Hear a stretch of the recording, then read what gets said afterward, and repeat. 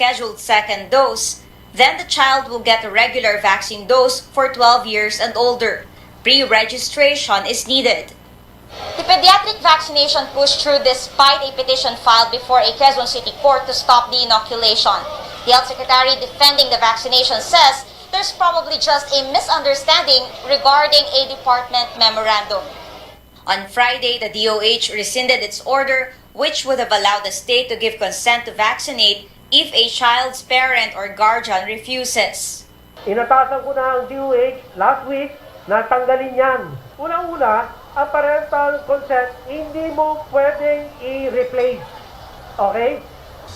I-replace mo under extraordinary circumstances kung wala yung magulang, wala yung guardian, yung designated authorized guardian, then only then can the state represent the interest of the child.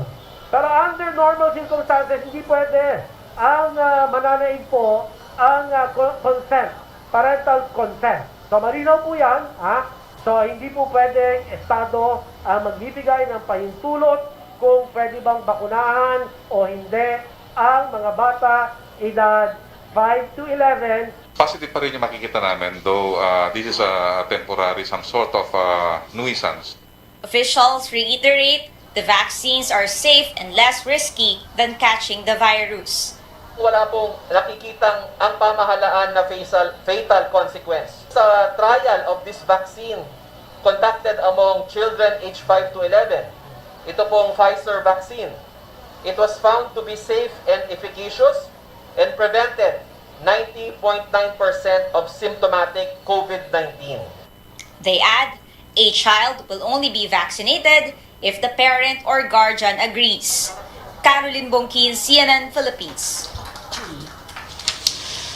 Presidential advisor for COVID-19 response, Vince Dizon, also tells CNN Philippines parental consent for a kid's COVID-19 vaccination is, quote, an absolute requirement. Absolute requirement. No child can be vaccinated without parental consent. So I will repeat, it is an absolute requirement for vaccination for children. And we are ready and we will be answering the petition that was filed in the Quezon City Regional Trial Court. But we are very, very confident that the courts will allow the vaccinations to continue, simply because we need it. We need it, and we need the vaccines to protect our kids. Vince Dizon also saying it is not yet time to make booster cards mandatory in establishments. Presidential advisor for entrepreneurship Joy Concepcion earlier made the pitch, saying it would help build a wall of immunity against the coronavirus. Dizon explains only around 8 million Filipinos have received the third dose of protection against COVID-19 or the booster shots, which to him is a very low number. Encourage the private sector, Secretary Concepcion, to help us in this, is to push further our people getting the booster shot. No, especially in the private sector, if they can push their employees, the workers to get the booster shot, that would allow us to further increase these numbers in the coming weeks. But right now, I don't think that is possible to do at this point. To require booster shots for, to enter malls or restaurants, I think that's the proposal. I think that it's very premature to do that right now.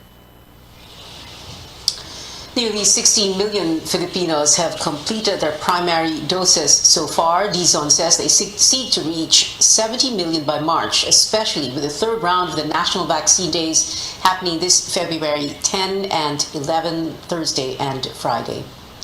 The Department of Health records 6,836 new COVID-19 cases. Experts project a significant drop in the country's COVID-19 cases by the end of the month. The Octa Research Group says new daily infections could fall to around 1,000 to 2,000 in 3 weeks. That's a lower estimate compared to its earlier prediction of 5,000 by late February. Octa also noted that the average number of new cases from February 1 to 5 was over 8,400, down from the 17,000 logged the week before. The group also reporting a lower reproduction rate, or the average number of people infected by a single case, and a decrease in the 7-day positivity rate, or the percentage of infected people out of those tested for COVID-19. Now, news overseas, a state of emergency has been declared in Ottawa, Canada, as thousands of people continue to troop to the streets to protest against COVID-19 restrictions. Mayor Jim Watson says this is because of the serious danger and restrictions. Mayor Jim Watson says this is because of the serious danger and threat to the safety of residents. Canadian police have issued hundreds of tickets to protesters, including for the use of fireworks, driving on sidewalks, and stunt driving.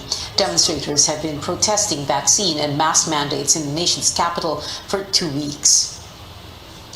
Australia will reopen to fully inoculated international travelers starting February 21st. Prime Minister Scott Morrison says these tourists should be double vaccinated unless they qualify for a medical exemption.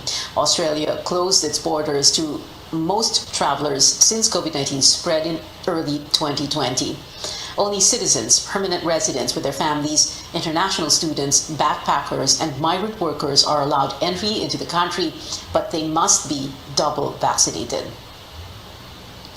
In other news, the United States and its allies keeping a close watch over Russia amid the standoff on Ukraine's borders. U.S. President Joe Biden is sending at least 3,000 troops to Poland, Germany, and Romania to help defend its European allies. Russia has repeatedly denied it is planning to invade its neighbor, but new satellite images appear to show an advance of Russian military deployments in Belarus, which shares a border with Ukraine. Biden declined to say whether he would consider deploying more U.S. troops to NATO allies if Russia refuses to de-escalate tensions with Ukraine.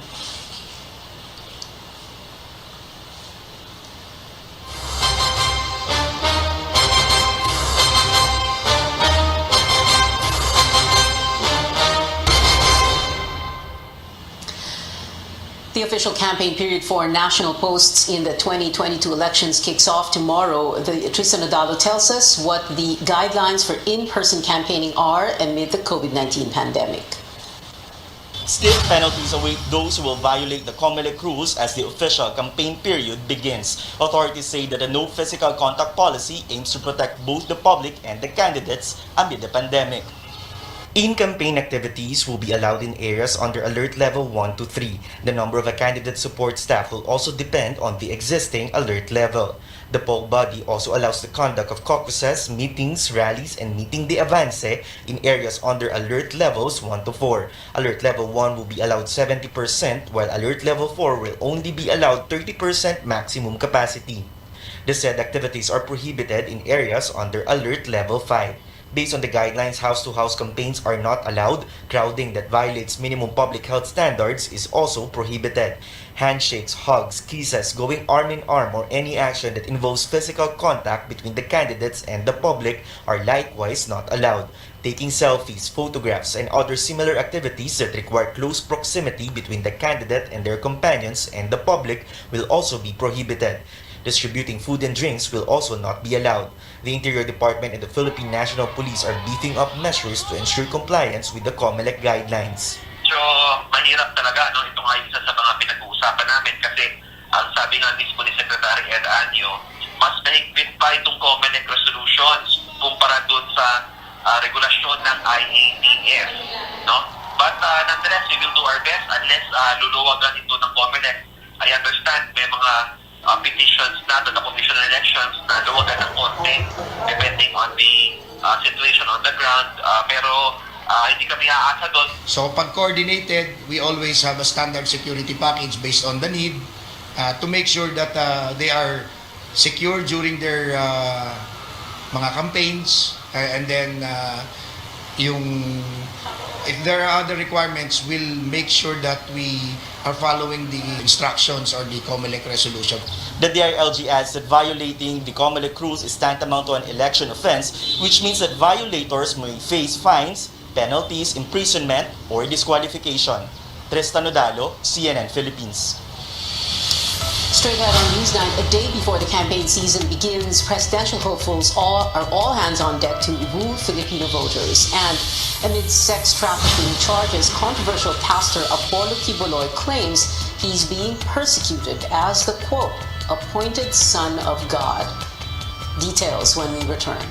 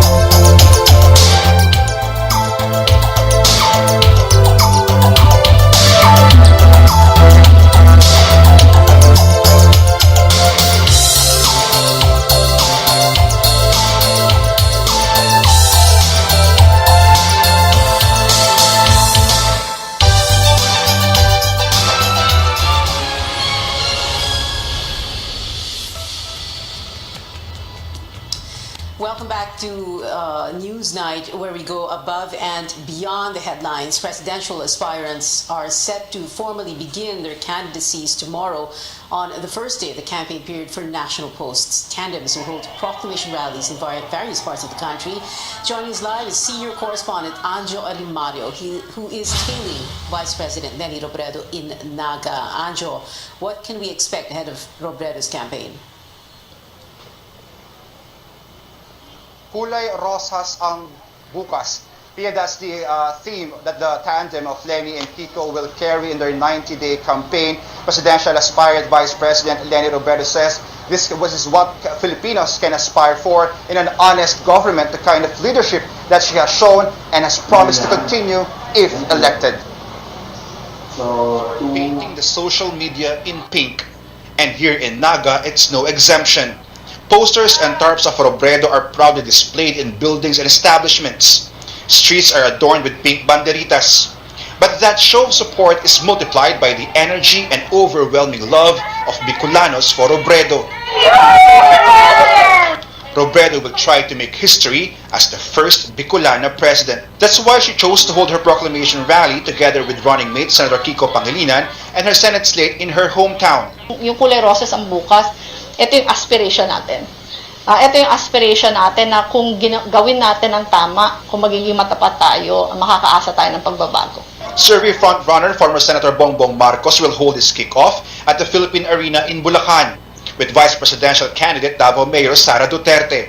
On the eve of their proclamation rally, they met with local officials of Bulacan and held motorcades which culminated with a town hall meeting in Malolos. Tatanggap po ang mensahe natin ng taong bayan dahil sa napakasimpleng dahilan. Tanggap na tanggap po ang mensahe natin ng pagkakaisa dahil ang Pilipino po ay nasa ugali na ang magkaisa. Ang Pilipino po ay mapagmahal. Hindi tayo pala away. Hindi tayo naghahanap ng gulo. Ang ugali ng Pilipino ay makabayanihan. At pag may nakikitang naghihirap, tumutulong. Senator Panfilo Lacson will be in his home province in Cavite on Tuesday, the second most vote-rich area with over 2 million voters. He will be with several senatorial aspirants under Partido Reforma, including former PNP Chief Guillermo Eleazar, actor Monsur del Rosario, and Dr. Mingita Badilla. Outdoor yun sa amin, pero ang usapan namin, i-maintain na lang natin yung physical distancing. Sabihin na lang medyo sparse yung crowd, pero okay, at least may disiplina tayo. Yun ang lagi namin ginagawa, yung disiplina, napaka-importante sa panahon ng pandemya. Isipin mo, magra-rally ka, dikit-dikit, tapos magkakahawahan. Eh di, nag-contribute ka pa.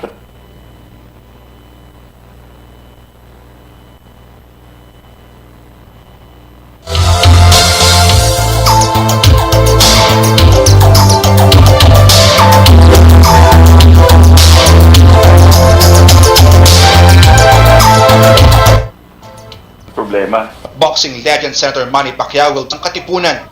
He'll be joined by his running mate Doc Willie Ong and 3 senatoriables. As much as possible, simple, modest proclamation. As much as possible. Talaga ako ganun. Hanggat maaari ako susunod tayo sa lituntunin kasi kung gusto natin mag-lead, di ba? Kailangan mapakita rin natin sa tao na tayo mismo nasunod sa sarili nating mga pinatutupad. Yung mga kalaban natin, mga higante. Pero sinabi rin sa Biblia, si Goliath tinalo ni David. Ibig sabihin, sa Diyos, walang imposible. And Labor leader Leody de Guzman will begin his journey on Tuesday from his hometown in Cainta and will bring his fight to bantayog ng mga bayani. Vice President Leni Robredo says the biggest threat in her candidacy is disinformation. Social media, she explained, have been abused and weaponized. That's why she's calling for a united effort to fight fake news, or worse, she wants the elections would be won based on lies. Pia. Anjo, is Robredo confident that she will win a majority of the votes in Bicol? Is there such a thing as the Bicol vote? That's right, Pia.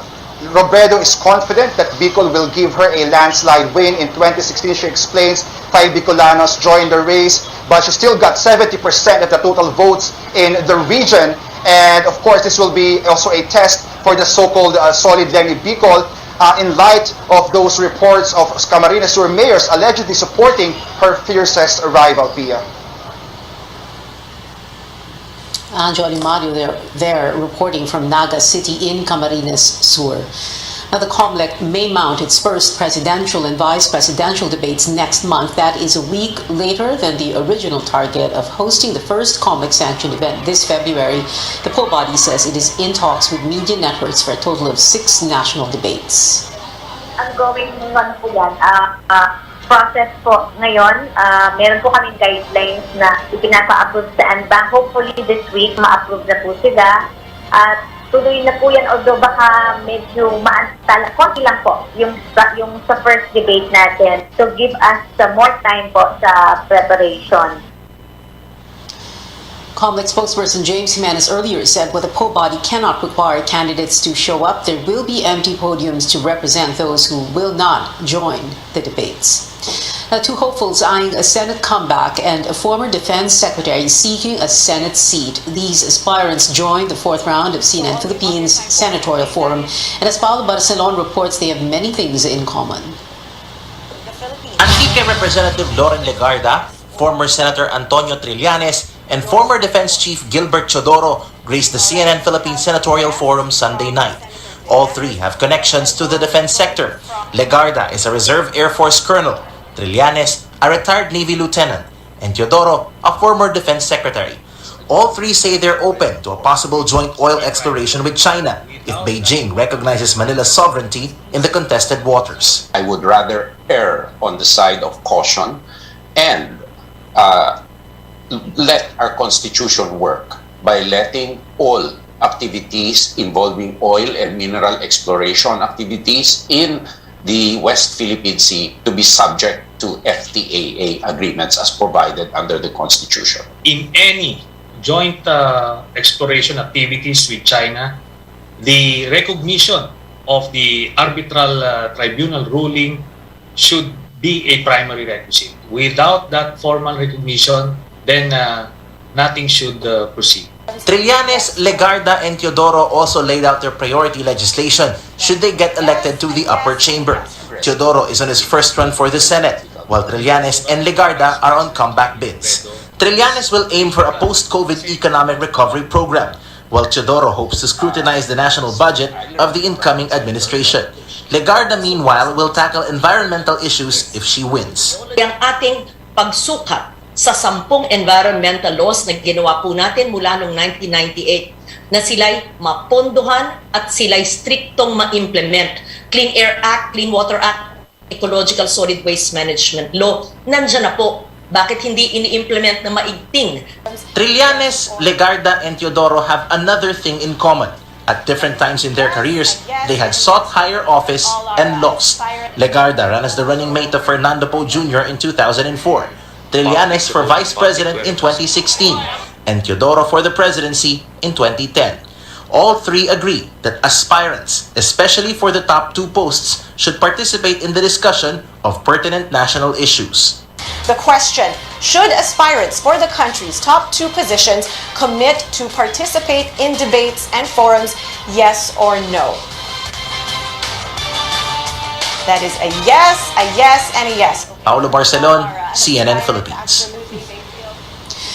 Kingdom of Jesus Christ founder Pastor Apollo Quiboloy denies allegations against him, saying it comes with being an appointed son of God. Quiboloy, President Rodrigo Duterte's spiritual advisor, warned the public to stop, quote, persecuting him if they do not want to face more struggles amid the pandemic. He is on the most wanted list of the U.S. Federal Bureau of Investigation with 2 other people over an alleged labor trafficking scheme. Quiboloy is facing charges of sex trafficking, fraud and coercion, conspiracy, and bulk cash smuggling. Alam ninyo, mahirap ang maging appointed son. Lahat ng kasalanan ibabato sa iyo. Sa ulad ng sinabi ng Matthew chapter 5, di ba? Blessed are you when men shall persecute you, and shall say all manner of evil against you falsely for my sake. I think this is designed to humiliate at to embarrass the pastor and the members of the kingdom. At ito po, this is a despicable act. The timing of the release, granted that this may have been done in the ordinary course by the FBI, the timing of the release is highly suspect. Kibuloy's lawyer, Ferdinand Topacio, also claiming the charges against his client are indirect attacks on Duterte. The government has yet received an extradition request from the U.S. Still ahead, the PBA Governor's Cup returns this Friday. Find out which teams are going head-to-head. And speaking of comebacks, after 4 years, the kings of K-pop are dropping a new track. All details after the break.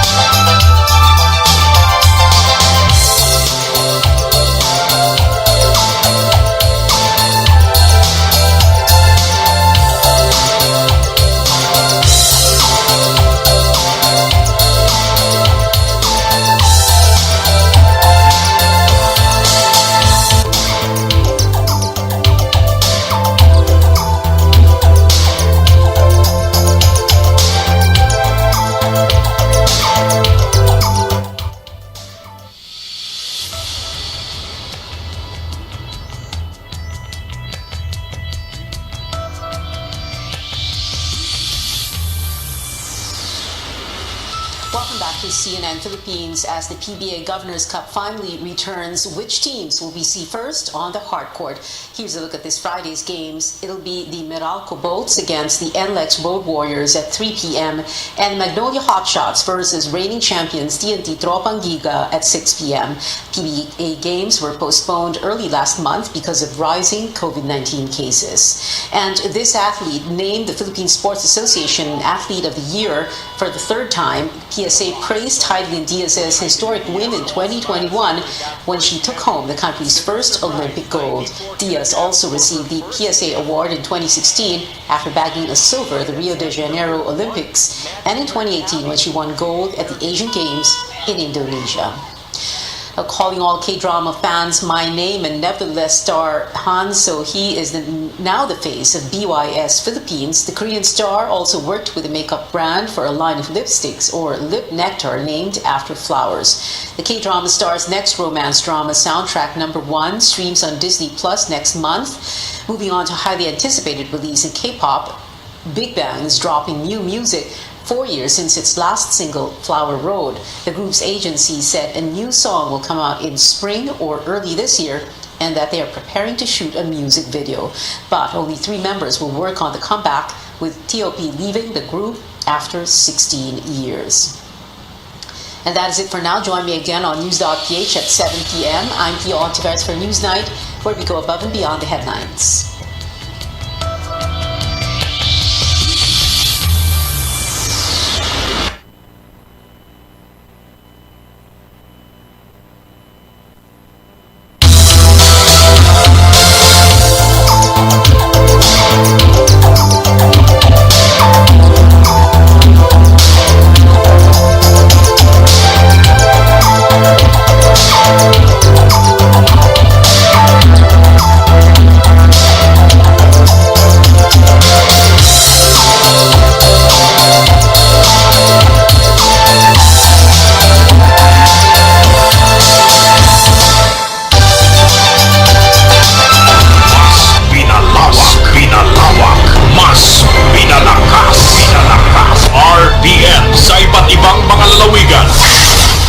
DZRL Bataan, DZBS Baguio, DZKI Iriga, DYKB Bacolod, DYKC Cebu, DXKS Surigao, DXKD Dipolo, DXKO Cagayan de Oro, DXKT Davao, DXKP Pagadian, DXXX Zamboanga, DXDX General Santos. RPN Radio Philippines Network, DXKD Dipolo Radio Ronda, member kapisanan ng mga broadcaster ng Pilipinas.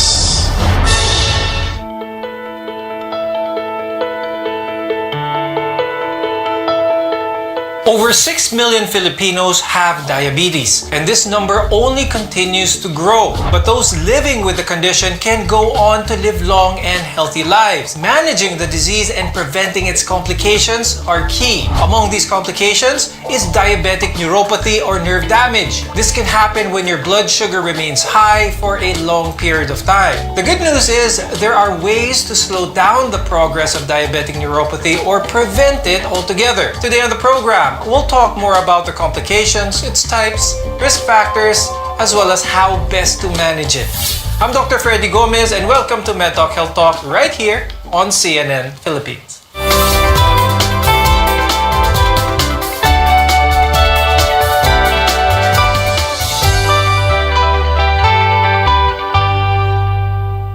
One of the most common complications of diabetes is diabetic neuropathy or nerve damage. How can those living with diabetes prevent this health problem? I'd like to welcome our guests for today. With us is Dr. Jennifer Manzano. She's a neurologist and the head of the Brain Institute of Asian Hospital and Medical Center. Also with us is Dr. Mia Fojas, who is the immediate past president of the Philippine Society of Endocrinology and Metabolism. Diabetes is actually a tricky disease. It can lead to a number of complications which can then set off a host of other diseases.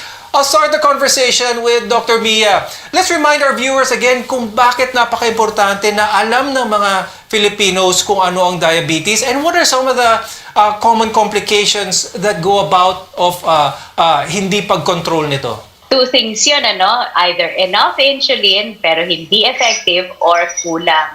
So, ganyan ang nangyayari. So, tumataas ang sugar, hindi na i-utilize ng katawan.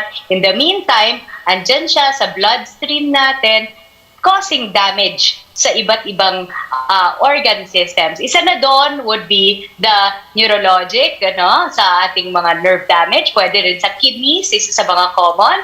Pwedeng sa magkaroon din komplikasyon sa puso at iba't ibang pang organ systems. Explain to our viewers kung ano ang diabetic neuropathy at ano ang nagiging implication nito sa mga diabetics? Diabetic neuropathy just means that there is nerve damage because of diabetes, and this happens when the very high blood sugar affects the blood vessels that supply the nerve and also affects the coating of the nerve itself. So, ang nerve kasi natin, para siyang kawad ng kuryente. Merong coating, yung nerve.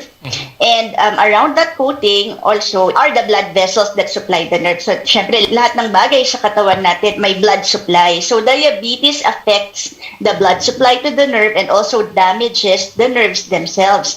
And this damage leads to diabetic neuropathy. Kapag ang nerve ng isang tao ay na-damage because of diabetic neuropathy, pwede bang gumaling ito? Pwede bang bumalik sa dati or once it's damaged, yun na yun? It depends on what kind of diabetic neuropathy we have. Most commonly, if we have diabetic neuropathy, hindi na siya bumabalik sa dati. That's why it's very important to prevent it as a complication or to delay the onset of diabetic neuropathy. There is one kind of diabetic neuropathy, what we call proximal neuropathy, that usually improves over time. Diabetic neuropathy, this can cause some numbness and even painful ulcers in your nerves. And if left untreated, it can even lead sa pagkawala ng limb na yun or ang limb amputation. Lahat ba ng mga diabetics, type 1 or type 2, will progress or has eventually the potential to progress to have these complications kapag hindi na naagapan or hindi na-treat ang kanilang blood sugar? You have to really be aggressive with the treatment sa pasyente at the onset. Kasi pag ang sugar control nila laging mataas, it's not just yung yung laging mataas, it's also yung time na taas baba yung blood sugar. It also damages kasi the nerves. So there's a certain point in time na pwede pang ma-reverse, similar to kidney problems, no? May tinatawag na microalbuminuria, no? Nare-reverse pa siya. Pero pag sa neuropathy, pwede pa rin siyang ma-reverse. Pero kung sobrang far gone na ang dami ng damages na nangyari, posible nang hindi bumalik.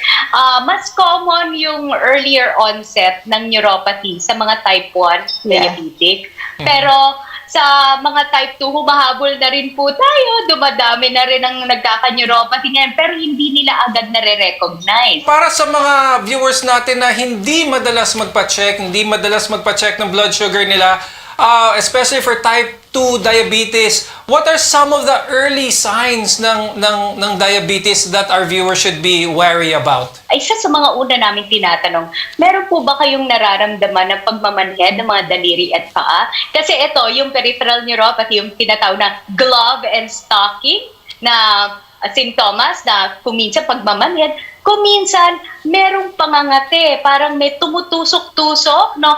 Wala namang kumakagat na mga insekto, pero parang may makati lagi sa leg, sa likod, madalas ganoon. O kaya, kasi hindi lang simpleng pagmamanhid. So, pangangate, parang kasing nagpa-fire yung neuron, yung nerve, tapos hindi na nakokontrol. Lalo na yung sa ibang mga pasyente, no? Every time they eat, after eating, parang yun ang nararamdaman nila, either nagmamanhid, pinapawisan yung mga legs or mga extremities or yung buong katawan, pero hindi naman din sila gutom. Yun, yung isa sa mga simptomas ng neuropathy pag tumataas lalo yung sugar. Sa early pa lang yun, ha? Early na parang, oops, tumataas ang sugar ko, makati, parang gano'n. Dr. Jen, are there any other diseases that our viewers should be aware about that does also cause nerve damage? Anything that affects the metabolism of the nerve will cause nerve damage. Nerve damage actually pwedeng mangyari kung halimbawa merong compression. So kung minsan halimbawa nalasing or napagod tapos hinang mo yung kamay mo sa chair, pwedeng magkaroon ng nerve damage. It's called compression neuropathy. Pero may mga toxic substances din that can cause nerve damage. So anything, in general, anything in excess can cause nerve damage. Kung mababa ang vitamin B mo, pwedeng mag-cause ng nerve damage. Ganun din kapag mataas ang vitamin B. So there are many things that can contribute to nerve damage and therefore neuropathy. Okay, that is why early detection and preventive measures can really help save lives. When we return, we'll talk about how to recognize diabetic neuropathy. We'll go through some of the symptoms and the risk factors of the complication. You're watching MedTalk Health Talk, your partner in healthcare.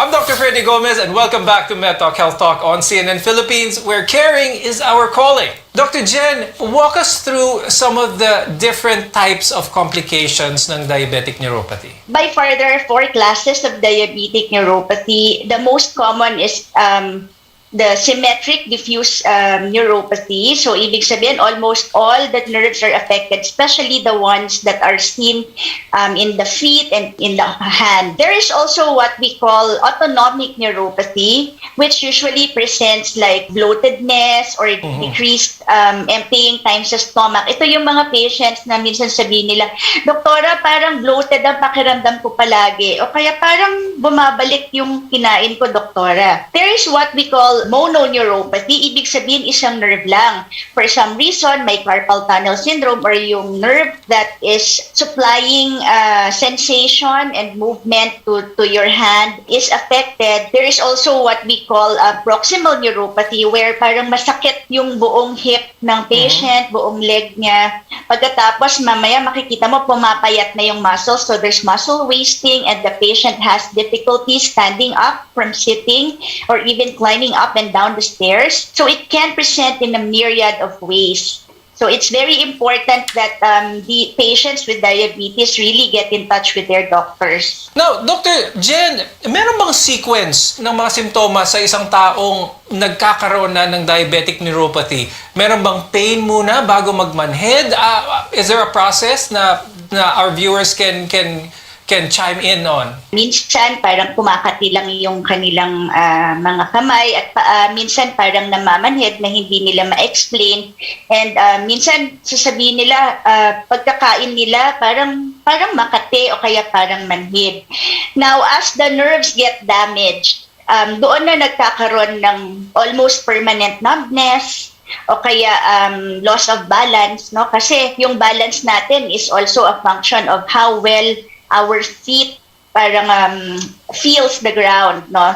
So, later on, habang lumalala yung kanilang neuropathy, nagkakaroon na ng mas permanent at mas malalang damage. Even pain, na kuminsan sobrang hawakan mo lang sila, sobrang painful sa kanila. Minsan yung bedsheet lang, akala mo parang talagang nahiwa yung skin nila, no? Or sometimes, even if walang nag-touch sa kanila, no, even with no stimulation, masakit talaga yung kanilang nerves, yung kanilang extremities.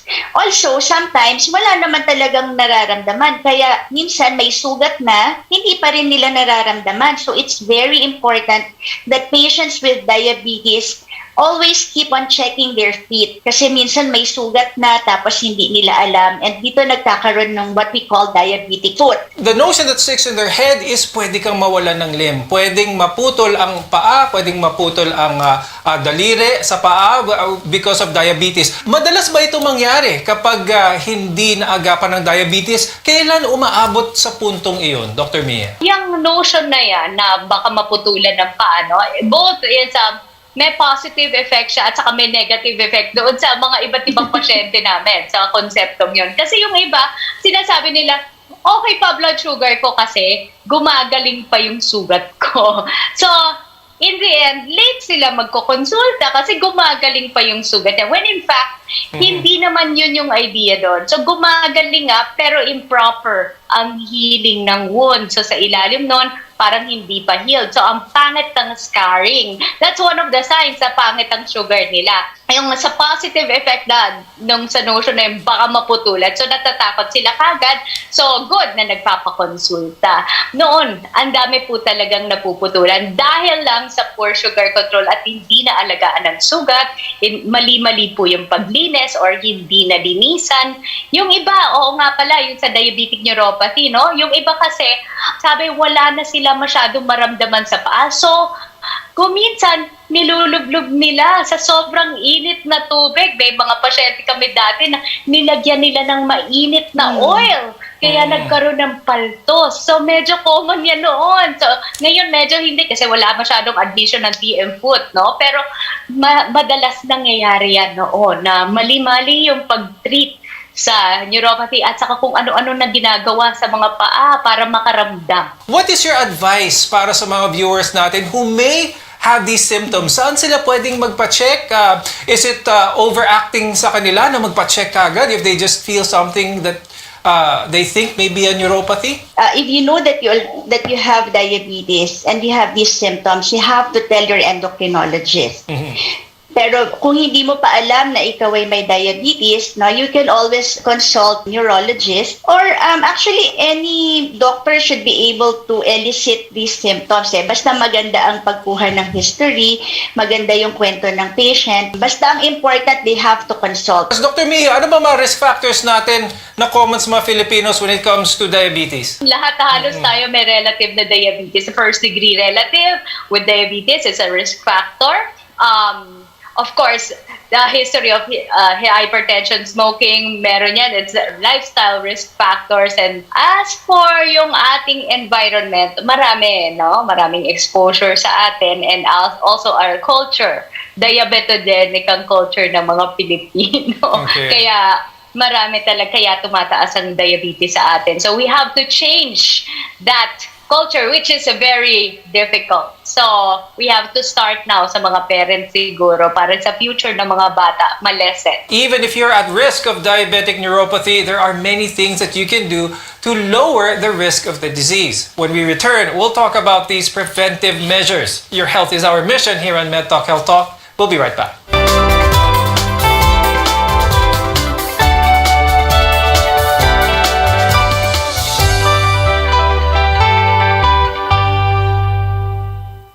I'm Dr. Freddy Gomez, and this is MedTalk Health Talk, your partner in healthcare.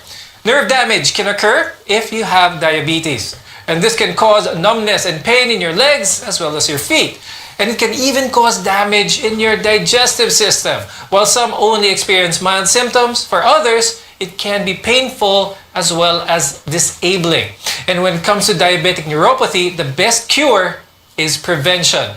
Dr. Mia, what are some of the best practices to prevent diabetes and its complications? Avoid all the sweets. Sugars are sugar is the most addicting thing nowadays. So stay away from it. So prevention is better than cure.